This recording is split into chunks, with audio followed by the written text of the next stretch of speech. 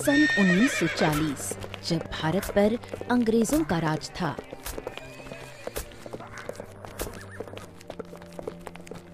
कोलकाता के बाहर घने जंगलों में बसेरा नामक गांव था। गांव की सीमा पर एक विशाल और अंधकारमय तालाब था, जिसके पानी में कुछ ऐसा छिपा था जो किसी जीवित प्राणी की समझ से परे था। आज पूर्णिमा की रात थी। घोड़े की टाप की आवाज, जंजीर की खड़खड़ाहट सन्नाटे को चीरती हुई चली जा रही थी। एक अंग्रेज बलराम और बलवीर नाम के 2 कैदियों को ले जा रहा था। एक तालाब के किनारे घोड़े रुक गए। चलो चलो, तेज तेज चलो, जल्दी चलो। इन हिंदुस्तानी गिद्धों ने हमारा कितना कीमती समय बर्बाद कर दिया। कितना समय इनको पकड़ने में लग गया। जल्दी करो। मगर घोड़े उससे आगे टस से मस नहीं हुए। अंग्रेज अफसर घोड़े से उतरते हुए आसपास के दृश्य को निहारते हुए बोला, ओह, यहाँ पर तो बहुत अच्छा तालाब भी है और ठंडी ठंडी हवा भी चल रहा है। रात भी होने वाला है। चलो, आज की रात हम लोग यहीं पर गुजारता है। साहब, इस जगह पर रुकना ठीक नहीं है। ये तालाब, इसके बारे में गांव वालों ने डरावनी बातें कही हैं साहब। डर हो, तुम्हें तो सिर्फ भूत प्रेत चुड़ैल डायन इन्हीं चीजों से डर लगता होगा। अरे तुम जाहिल हिंदुस्तानी, कभी भी साइंस को नहीं समझ पाए। विज्ञान, ये भूत प्रेत चुड़ैल कुछ नहीं होता। तुम आज भी तंत्र मंत्र में फंसे हुए हो और यही वजह है कि तुम गुलाम बने हुए हो। साहब, मेरी बात सुनिए। ये बसेरा गांव की सीमा है। इस तालाब के पानी में एक चुड़ैल रहती है जो पूर्णिमा की रात को जीवित लोगों को अपने अंदर खींच लेती है। चुड़ैल? व्हाट चुड़ैल? तुम पागल हो गया है क्या? इतना बोलकर अंग्रेज अफसर दोनों को थप्पड़ मारते हुए बोला, बंद करो अपनी ये फालतू की बकवास। ये सब कुछ तुम्हारे दिमाग में बसा हुआ डर है। कोई चुड़ैल वुड़ैल नहीं होता है। इतना बोलकर अंग्रेज अफसर पेड़ के नीचे बैठ गया और घने अंधेरे में तालाब की ओर देखने लगा। तालाब का पानी अचानक हिलने लगा। हवा तेज हो गई। पानी में अजीब सी उथल-पुथल मच गई। तालाब के अंदर से अजीबो-गरीब आवाजें आने लगी, मानो कोई पुकार रहा हो। ओ, ये क्या आवाज है? ये कौन कर रहा है? अरे साहब, मैं अभी भी बोल रहा हूँ। ये वक्त है भागने का। ये तालाब जीवित है साहब। भाग चलो। ए साहब, हम आपके साथ हैं। हम कहीं नहीं भागने वाले। आप हमको जेल में डाल दीजिएगा। जो मारना है मारिए, जैसा करना है करिए, लेकिन इस जगह से कृपया करके दूर ले चलिए। जल्दी करिए साहब, यहाँ बहुत घबराहट हो रही है। जल्दी करिए साहब, जल्दी करिए। खोलिए। अंग्रेज अफसर घबराकर दोनों के हाथ में बंधी रस्सियां खोलने लगा। तभी तालाब के पानी में भयंकर हलचल हुई। हवा में स्याही जैसी काली परत फैल गई। तालाब से डरावनी हंसी गूंज उठी। तुम सब फंस चुके हो। भागना असंभव है। तभी तालाब से लाल आंखों वाली भयानक दिखने वाली डायन बाहर आ गई। उसकी आंखें आग की तरह जल रही थी। उसकी हंसी दहलाने वाली थी। ओह माय गॉड, ये तो सच है। चुड़ैल तो सच में होता है। तुम सबको कहीं जाने की जरूरत नहीं, क्योंकि पूर्णिमा की रात जो भी यहाँ पर आता है वो फिर कभी वापस नहीं जाता। इतना बोलकर डायन अचानक अंग्रेज अफसर पर झपट पड़ी और उसे जोर से पकड़कर तालाब के अंदर खींच कर ले गई। अंग्रेज अफसर चीखता हुआ पानी में समा गया। पानी में उसकी चीख गूंजने लगी। हे बलवीर, भाग चलो कि इससे पहले हम भी फंस जाएं। चलो। अरे अब भागना नामुमकिन है बलराम। डायन हमें जाने नहीं देगी। तालाब की गहराइयों में अंग्रेज अफसर की चीखें पानी में गूंज रही थीं। बलवीर और बलराम भागने लगे। वो दोनों तालाब से दूर जाने की कोशिश करने लगे। अचानक हवा ने उनके पैरों को कसकर पकड़ लिया। पेड़ों की शाखाएं जैसे जंजीरों की तरह उनके गले और हाथों को दबाने लगी। मदद करो, ये क्या हो रहा है? मदद करो! अरे हिम्मत मत हार बलबीर, बलबीर! अचानक तालाब की काली माया उनकी आत्माओं को घेरने लगी। उन दोनों की चीखें जंगल में गूंजने लगी। बेवकूफों, तुम जहाँ पर हो उससे आगे कोई रास्ता नहीं। अचानक तालाब के जल में एक काला कुंडल बन गया। डायन ने बलबीर और बलराम को अपने गहरे पानी में खींच लिया। उनकी चीखें धीरे धीरे बंद हो गईं। बलबीर और बलराम धीरे धीरे खामोश हो गए और इस तरह उस भयानक पूर्णिमा की रात बसेरा गांव के तालाब ने 3 और इंसानों को अपने अंदर समेट लिया। कोई भी वापस नहीं लौटा। इस घटना के कुछ दिन बाद सन 1940 कोलकाता के पास बसे बसेरा गांव में इन दिनों शामू की बहन लक्ष्मी की शादी की तैयारियां चल रही थीं। शामू पेड़ के नीचे खड़ा था। तभी गांव का मुखिया उसके पास आ पहुंचा। हाँ मुखिया जी, मेरा केवल एक ही दोस्त है बिरजू, जो मेरे साथ शहर में रहता था। वो भी शादी में आने वाला है। हाँ तो भाई उनसे साफ कह देना कि गांव की सीमा के उस पार मसान तालाब की तरफ रात के समय बिल्कुल ना जाएं। हाँ, मैं जानता हूँ वहाँ क्या है। मैं उन्हें बहुत अच्छे से समझा दूंगा। हाँ बिल्कुल समझा ही देना, क्योंकि ये शहर के लोग ना इन बातों को मजाक में समझते हैं, पर यहाँ तो तुम्हें पता है ना, कई लोगों की जान जा चुकी है। मुखिया की बातों में डर नहीं, चेतावनी थी। शामू गहराई से सोचने लगा। अगले दिन दोपहर को शामू का दोस्त बिरजू गांव आ पहुंचा। अबे यार श्यामू, ये तो तूने बताया नहीं था कि तेरा गांव इतना मस्त है यार, बढ़िया शांत हरा भरा। अबे यहाँ तो कोई टूरिस्ट भी आ सकता है, क्यों? जो बाहर से दिखता है वो सच नहीं होता बिरजू। हैं? मतलब?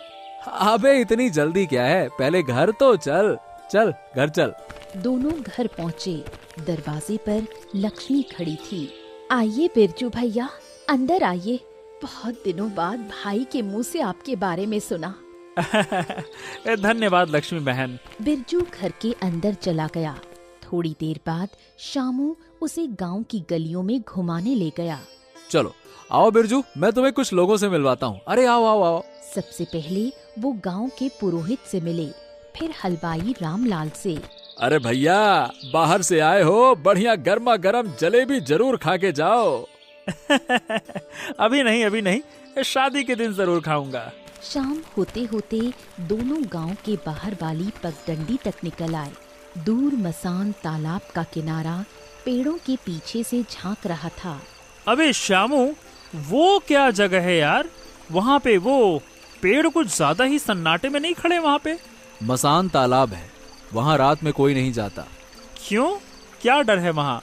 वहाँ कोई और भी है जो अब इंसान नहीं रहा। उस समय बिरजू ने शामू से कुछ नहीं कहा और उसके साथ चुपचाप घर चला गया। घर पर शामू की बहन लक्ष्मी की शादी की तैयारियां जोरों शोरों से चल रही थी। पूरे गांव के लोग एकत्रित थे, पर बिरजू का ध्यान बार बार उसी तालाब की ओर जा रहा था। वो अपने आप से बोला, हाँ, कुछ तो रहस्य है उस तालाब में। अगले दिन शामू बिरजू को गांव में घुमाने ले गया। तभी बिरजू की नजर एक बहुत आलीशान हवेली पर पड़ी। अरे वाह यार वाह, ये हवेली किसकी है?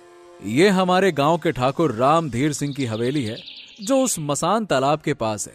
कहते हैं मसान तालाब का इतिहास इसके खानदान से जुड़ा हुआ है। ये सुनकर बिरजू चौंक गया। यार मैं इस इतिहास के बारे में जानना चाहता हूँ। अबे वो बहुत पुरानी बातें हो गई हैं और गांव का कोई भी अब इस पर चर्चा नहीं करता है। छोड़ इन सब बातों को। बिरजू ने कुछ नहीं कहा। उसी शाम को बिरजू लक्ष्मी की छत पर बैठा था। उसने देखा कि गांव में अजीब सा सन्नाटा पसरा था। यार ये इतना सन्नाटा क्यों है? आज पूर्णिमा की रात है और ऐसी रात को गांव वाले बाहर नहीं निकलते हैं। क्यों? कहते हैं कि पूर्णिमा की रात तालाब के अंदर विचित्र घटनाएं होती हैं। मसान तालाब से भयंकर आवाजें आती हैं, इसलिए कोई भी रात के समय घर से बाहर नहीं निकलता। ये सुनकर शामू भी चौंक गया। थोड़ी देर बाद मुस्कुराते हुए बोला, अबे यार, ये तो किसी उपन्यास की कहानी लग रही है। पूरा गांव सन्नाटे में, पूर्णिमा की रात, कोई घर से बाहर नहीं निकलेगा, सबकी कुंडी बंद। रात होते ही सभी सो गए, लेकिन बिरजू की आंखों से नींद बहुत दूर थी। बिरजू अपने आप से बोला, न जाने क्यों मेरा मन इन सब बातों को मानने का नहीं करता। मुझे लगता है कि गांव वालों का ये भ्रम है। अगर मैं आज रात तालाब के किनारे जाऊं तो उनका भ्रम दूर हो जाएगा। हाँ, वैसे भी वहाँ कुछ है तो नहीं, और मैं सुबह गांव वालों को बताऊंगा कि वहाँ कुछ भी नहीं है। पूर्णिमा की रात बिरजू धीरे धीरे कदमों से सन्नाटे को चीरता हुआ तालाब के पास पहुंच गया। अचानक तालाब के पानी में हलचल होने लगी। अचानक तालाब के अंदर से एक औरत की भयानक आवाज सुनाई दी, आओ आओ ना। वो भयानक आवाज सन्नाटे को चीर गई। बिरजू के हाथ पैर कांपने लगे। हे भगवान, इसका मतलब गांव में जो चर्चा है वो बिल्कुल सत्य है। अरे बाप रे, इस तालाब के अंदर कुछ तो है। हे भगवान। तालाब के अंदर से एक भयानक चेहरा निकलकर सामने आ गया। ये तो कोई डायन लगती है। अगले ही पल तालाब से एक बड़ी भयानक दिखने वाली स्त्री बाहर आ गई और बिरजू के करीब आकर खड़ी हो गई। काफी समय बाद कोई इंसान आया है। इतना कहकर डायन ने बिरजू का पैर पकड़ लिया और उसे खींचते हुए तालाब के अंदर घसीटने लगी। बिरजू जोर जोर से चिल्लाने लगा। उसकी आवाज जंगल में गूंजने लगी। कुछ देर बाद सन्नाटा छा गया। अगली सुबह शामू जब उठा तो बिरजू कहीं नहीं था। अरे लक्ष्मी, ये बिरजू भैया कहाँ हैं? कहीं दिख नहीं रहे। भैया, जब मैं उठी तो दरवाजे की कुंडी खुली हुई थी। ऐसा लग रहा था कि बिरजू भैया रात में कहीं बाहर गए थे। शामू की माँ डरते हुए बोली, कहीं वो उस मसान तालाब के पास तो नहीं गया। ये सुनकर शामू घबरा गया। वो दौड़ता हुआ गांव में बिरजू की तलाश करने लगा। कुछ देर बाद शामू मुखिया के पास पहुंचा और सारी घटना बताने लगा। रात के समय जब मैं आधी नींद में था, मैंने किसी के चीखों की आवाजें सुनी। मतलब रात में तो मैंने सोचा कि ये तो आम सी बात है मसान तालाब की। हर पूर्णिमा की रात वहां से चीखों की आवाजें आती रहती हैं। ये बताओ श्यामू, कहीं तुम्हारा शहरी दोस्त बिरजू मसान तालाब के पास तो नहीं चला गया ना? ये सुनकर शामू और भी घबरा गया। तभी वहाँ चंदा नाम की एक औरत आ पहुंची, जिसे गांव वाले पागल कहते थे। तेरा दोस्त अब कभी नहीं आएगा। ये क्या बकवास कर रही हो? मूर्ख, वो उसे ले गई। मैंने अपनी आँखों से रात के सन्नाटे में तेरे दोस्त को तालाब के पास जाते देखा। फिर मैंने वो भयानक दृश्य देखा जिसे देखकर लोगों के दिल कांप जाते हैं। तुझे जाकर तालाब के किनारे देखना चाहिए। हो सकता है तेरे दोस्त की लाश मिल जाए। शामू मुखिया और कुछ गांव वाले दौड़ते हुए तालाब के पास पहुंच गए। बिरजू की लाश पानी में तैर रही थी। गांव के एक तैराक ने उसे बाहर निकाला। अरे जिस बात का डर था वही हुआ। अरे भाई, मैंने तुम्हें कहा था ना कि अपने शहरी दोस्त को संभालो, पर तुम नहीं माने। देखो इसकी लाश को ध्यान से देखो। इसकी फटी हुई आंखें बता रही हैं कि मरने से पहले इसने कोई बहुत ही भयानक दृश्य देखा था। देखो। शामू रोने लगा। बिरजू मेरे दोस्त। गांव में डर का माहौल फैल गया। भयभीत गांव वालों ने बिरजू का अंतिम संस्कार किया। अगले दिन संध्या होते होते शामू की बहन लक्ष्मी का विवाह सादगी से संपन्न हुआ। गांव के लोग भयभीत थे, लेकिन रस्मों को निभाना आवश्यक था। शामू ने अश्रुपूरित नेत्रों से अपनी बहन को विदा किया और चुपचाप दरवाजे पर बैठ गए। बेटा, जो होना था वो हो गया। कौन टाल सकता है विधि का विधान? ए अम्मा, तू कहती है ना कि सब कुछ भाग्य है, पर मैं इसे यूं नहीं मानता। मेरे दोस्त बिरजू की मौत यूं ही नहीं हुई है। मुझे इस रहस्य के तह तक जाना है। ये जानना है कि उस मसान तालाब में ऐसा क्या है जो निर्दोष लोगों की जान ले रहा है। इतना बोलकर शामू गांव के मुखिया के पास जा पहुंचा। मुखिया जी, मुझे मसान तालाब के रहस्य के बारे में जानना है। हाँ बेटा, पहले वो तालाब एकदम सामान्य था, लेकिन कुछ वर्षों से वहां अजीब अजीब सी घटनाएं होने लगी। गांव वाले कहते हैं कि उस तालाब में एक डायन बसती है। हर पूर्णिमा की रात को वो बाहर निकलती है। जो भी उस रात वहां होता है वो जिंदा नहीं लौटता। लेकिन मुखिया जी, आखिर वो डायन पूर्णिमा की रात को ही बाहर क्यों आती है? बाकी दिनों में क्यों दिखाई नहीं देती? कोई तो कारण होगा ना इसका। मैं केवल एक बात जानता हूं, मसान तालाब का रहस्य रामाधीर की हवेली से जुड़ा हुआ है। गांव के लोग कहते हैं कि उस हवेली में आज भी कुछ छुपा हुआ है, लेकिन ठाकुर का डर ऐसा है कि कोई मुंह नहीं खोलता। ठाकुर दबंग है और उसके खिलाफ बोलने की हिम्मत भी किसी में नहीं है। बेटा, मैं तो यही कहूंगा कि तू भी ये सब कुछ छोड़ दे। मुखिया की बात सुनकर शामू चुपचाप वहां से चल पड़ा, लेकिन उसका मन और अधिक बेचैन हो चुका था। उसने ठान लिया था कि वो इस रहस्य की गहराई तक पहुंचेगा। गांव के 2 अन्य लोगों से जब शामू ने पूछताछ की तो उन्होंने डर के मारे मुंह फेर लिया। हमें कुछ नहीं पता श्यामू भैया, हमें छोड़ दो। हाँ, हमने तो कुछ नहीं देखा और न ही देखना चाहते हैं, और हम तो ये भी कहते हैं कि तू मत उलझ इस चक्कर में श्यामू। हाँ। दोपहर ढल चुकी थी। शामू गांव से दूर एक पुराने वृक्ष के नीचे बैठा सोच में डूबा हुआ था। तभी एक महिला की आवाज सुनाई दी। क्यों रे शामू, तू भी मरने चला है क्या? शामू ने चौंक कर देखा। सामने चंदा खड़ी थी, वही चंदा जिसे गांव वाले पगली चंदा कहते थे। उसके उलझे बाल, फटे कपड़े और बेपरवाह हंसी ने उसे गांव में एक उपेक्षित और डरावना नाम दे दिया था। तुम यहाँ? तू जानना चाहता है ना मसान तालाब का राज? हाँ, तुम जानती हो कुछ? जानती हूँ, पर उस सच्चाई को सुनने की हिम्मत होनी चाहिए। क्या तुम वास्तव में जानती हो उस मसान तालाब का रहस्य? हाँ, मैं जानती हूँ। सुनना चाहते हो तो सुनो। इतना कहकर चंदा एकदम शांत हो गई और जैसे गहरी सोच में डूब गई। गांव का ठाकुर रामाधीर अपनी हवेली के सहन में बैठा हुआ था।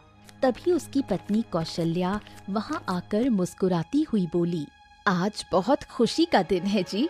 आज हमारा इकलौता बेटा अशोक पढ़ाई पूरी करके गांव वापस आ रहा है।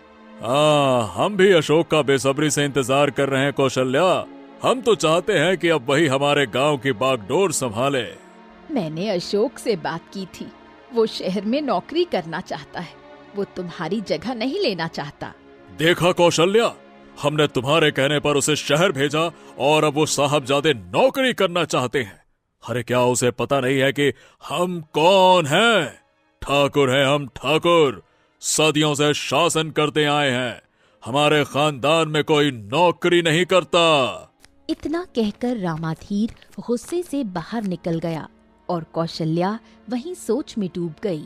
उसी समय चंदा, जो उनकी नौकरानी थी, वहां आई और बोली, क्या हुआ मालकिन, आप इतनी उदास क्यों हैं? कौशल्या, जो चंदा से दिल की बातें साझा करती थी, बोली, मेरा बेटा अशोक शहर में रहकर अच्छी नौकरी करना चाहता है, पर उसके पिता मना कर रहे हैं। वो चाहते हैं कि अशोक गांव में रहे और उनका स्थान ले।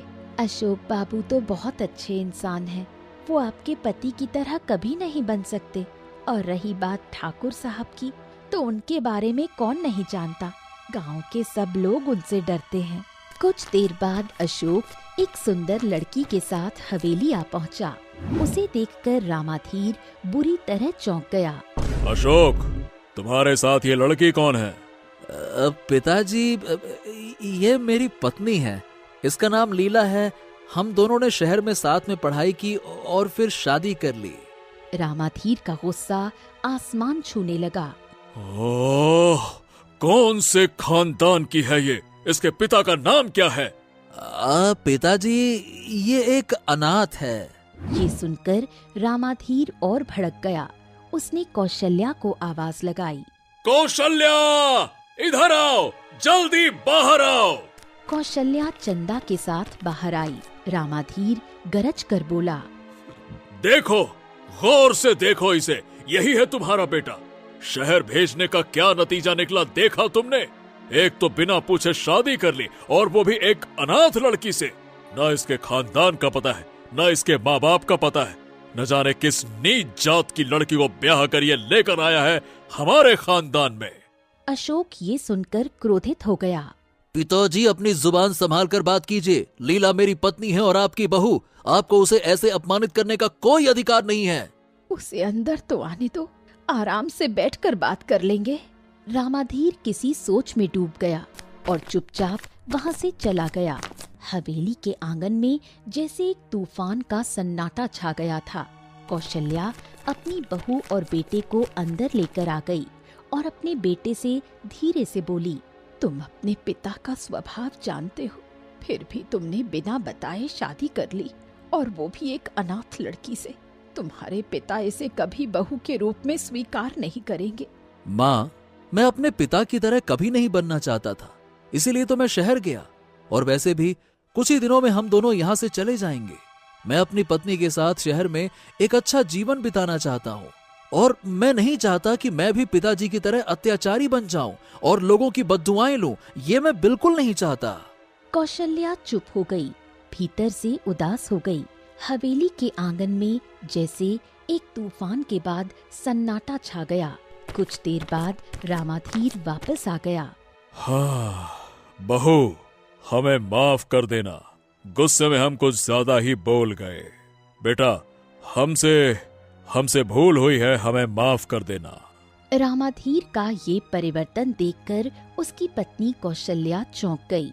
मालकिन, समझ में नहीं आ रहा कि ठाकुर साहब अचानक से कैसे बदल गए। हो सकता है कि पुत्र के मोह ने सब कुछ भुला दिया हो। कुछ दिन ऐसे ही बीत गए। एक दिन अचानक रामाधीर रात के समय अपनी बहू लीला से बोला, अब बहू तैयार हो जाओ, हमारा एक मित्र है जो बचपन का दोस्त है, उसकी पुत्री का विवाह होने वाला है। उसने हमें निमंत्रण पत्र भेजा है, उसके विवाह समारोह में हमें चलना है। ये सुनकर अशोक खुश हो गया। पिताजी, मैं भी चलूंगा। अब बेटा, तुम्हें जो जमीन के कागज दिए ना, आज रात तुम्हें उन्हें पढ़ना है, वो बहुत जरूरी है। और बेटा, क्या मैं केवल अपनी बहू को साथ नहीं ले जा सकता क्या? बताओ भला। अरे पिताजी, आप ऐसी बातें क्यों बोल रहे हैं? ठीक है, आप ले जाइए, लीला को ले जाइए। रामाधीर लीला को बग्गी में बिठाकर गांव से निकल पड़ा। अचानक उसने बग्गी को तालाब के पास रुकने का आदेश दिया। कोचवान रुक गया। रामाधीर बग्गी से बाहर आया और उसकी बहू लीला भी बाहर आ गई। क्या हुआ ससुर जी, आपने बग्गी यहाँ क्यों रुकवा दी? तभी रामाधीर की आंखों में खून झलकने लगा। तुझे मारने के लिए, और तुझे क्या लगा कि मेरा मन बदल जाएगा? तुझ जैसी नीच जात को मैं अपने खानदान में पानी भी ना दूं। आज पूर्णिमा की रात है और आज तेरी अंतिम रात है। इतना कहकर रामाधीर ने अपनी बहू को तालाब में धक्का दे दिया। लीला को तैरना नहीं आता था, वो तालाब में डूब गई और मर गई। कोचवान बुरी तरह डर गया। मेरी बात ध्यान से सुनो, तुम्हें अपना मुंह नहीं खोलना है। हवेली में जाकर सिर्फ ये बताना है कि लीला ने तालाब को देखने की जिद की, मैंने बग्घी रुकवा दी और फिर अचानक से उसका पैर फिसल गया और लीला तालाब में डूबकर मर गई। समझ गए? चलो। इतना कहकर रामाधीर फिर से बग्गी में बैठा और हवेली वापस आ गया। हवेली में रामाधीर को अकेले आते देखकर अशोक और उसकी माँ बुरी तरह से चौंक गए। पिताजी, मेरी पत्नी लीला कहाँ है? बेटा, मैं क्या कहूँ, वो तालाब देखने की जिद कर रही थी। मैंने बग्घी रुकवा दी, लेकिन अचानक से उसका पैर फिसल गया और वो तालाब में डूबकर मर गई। तभी वहाँ पर चंदा आ गई। ठाकुर साहब झूठ बोल रहे हैं। ठाकुर साहब ने मेरी आंखों के सामने आपकी पत्नी को तालाब में धक्का दे दिया था। उसे तैरना नहीं आता था, बेचारी तड़प तड़प कर मर गई। ये सुनकर ठाकुर रामाधीर चौंक गया। ये क्या बकवास कर रही है तू? मैं सच्ची बात कह रही हूँ। जब आप अशोक बाबू की पत्नी लीला को तालाब में धक्का दे रहे थे, मैं उस समय वहीं पर थी। मैं अक्सर शाम को ठंडी हवा खाने वहाँ बैठ जाती हूँ। ये सब कुछ मेरी आँखों के सामने हुआ। अशोक फूट फूट कर रोने लगा और दौड़ता हुआ एक कमरे में चला गया और उसने दरवाजा बंद कर लिया। दरवाजा खोल बेटा, बेटा दरवाजा खोल। लेकिन अशोक ने दरवाजा नहीं खोला। रामाधीर गुस्से से वहाँ आया और दरवाजे पर लात मार दी। दरवाजा टूट गया। जैसे ही रामाधीर और कौशल्या अंदर गए, उन्होंने देखा कि अशोक फांसी के फंदे पर लटक रहा था। ये देखकर कौशल्या फूट फूट कर रोने लगी। मिल गई कलेजे को ठंडक। इतना कहकर कौशल्या जमीन पर गिर गई। इतना बोलकर चंदा चुप हो गई। बाप रे, फिर क्या हुआ चंदा? ठाकुर की पत्नी कौशल्या अपने बेटे की मौत को बर्दाश्त नहीं कर सकी और चल बसी। उस रात मैंने 3 मौतें देखी। एक ठाकुर के अहंकार ने अपने ही परिवार के 3 सदस्यों को निकल लिया। इस बात पर मुझे बहुत गहरा आघात लगा और कुछ समय के लिए मैंने अपना मानसिक संतुलन खो दिया। सारा गांव जानता था कि सच्चाई क्या है, लेकिन डर की वजह से कोई कुछ नहीं कहता था। केवल मैं ही हूँ जिसने सब कुछ अपनी आँखों से देखा। और उस रात के बाद ही तालाब में रहस्यमयी घटनाएं प्रारंभ हो गई, क्योंकि जिस रात ठाकुर ने अपनी बहू लीला को धक्का दिया था, वो पूर्णिमा की रात थी। उसकी आत्मा को शांति नहीं मिली और वो तब तक निर्दोष लोगों को मारती रहेगी जब तक ठाकुर का अंत नहीं हो जाता। चंदा की सारी बात सुनने के बाद शामू गहरी सोच में डूब गया। हाँ, अब मैं समझ गया हूँ चंदा, मामला क्या है। जब तक लीला की आत्मा ठाकुर रामाधीर का अंत नहीं कर देती, तब तक वो शांत नहीं बैठेगी। तुमने बिल्कुल सही समझा है शामू, लेकिन रामाधीर कभी भी पूर्णिमा की रात तालाब के किनारे नहीं जाएगा। तो फिर हमें योजना बनानी होगी जिससे कि रामाधीर पूर्णिमा की रात तालाब के पास जरूर जाए। इसके बाद शामू और चंदा एक चालाक योजना बनाने लगे। योजना के अनुसार चंदा ने गांव में एक अफवाह फैला दी कि तालाब के पास पुराना नागमणि वाला पत्थर फिर से चमकने लगा है और जिसे भी वो पत्थर मिलेगा वो रातों रात अमीर हो जाएगा। ये बात ठाकुर रामाधीर तक पहुंच गई। शाम के समय शामू और चंदा खुद ठाकुर के पास पहुंच गए। ठाकुर साहब, मैंने आपकी सेवा में कई साल बिताए हैं, लेकिन आज एक बात कहे बिना नहीं रह सकती। कौन सी बात? मैंने सुना है कि आज की रात पूर्णिमा की रात है और तालाब के पास कोई अद्भुत चमत्कार होने वाला है। क्या मतलब है तुम्हारा? ठाकुर साहब, दंत कथाओं के अनुसार तालाब के किनारे एक नागमणि पत्थर है और वो पुराना नागमणि वाला पत्थर फिर से चमक रहा है। दंत कथाओं के अनुसार जिसे भी वो पत्थर मिल जाएगा उसे अकूत धन प्राप्त होगा। लेकिन वो सिर्फ पूर्णिमा की रात को ही प्रकट होता है। ठाकुर रामाधीर लालच में आ गया। क्या बात कर रहे हो? क्या ये सच है? मैंने अपनी आँखों से देखा है ठाकुर साहब, और आप अच्छी तरह से जानते हैं कि मैं जो कुछ भी अपनी आँखों से देखती हूँ वो झूठ नहीं हो सकता। बरसों पहले एक सच मैंने अपनी आँखों से देखा था और वो सच आपकी पत्नी। तभी ठाकुर रामाधीर गुस्से से बोला, बस, इसके आगे कुछ भी कहने की जरूरत नहीं है। आगे क्या हुआ मुझे सब कुछ पता है। आप चाहते हैं कि वो पत्थर अगर आपको मिले तो फिर आपको अभी चलना होगा। मैं और शामू आपके साथ चलेंगे। ठाकुर रामाधीर तैयार हो गया। वो शामू और चंदा के साथ तालाब की ओर बढ़ गया। पूर्णिमा की रात थी। चांदनी तालाब पर पड़ रही थी और पूरा माहौल भयावह लग रहा था। जैसे ही ठाकुर तालाब के किनारे पहुंचा, पानी में हलचल होने लगी।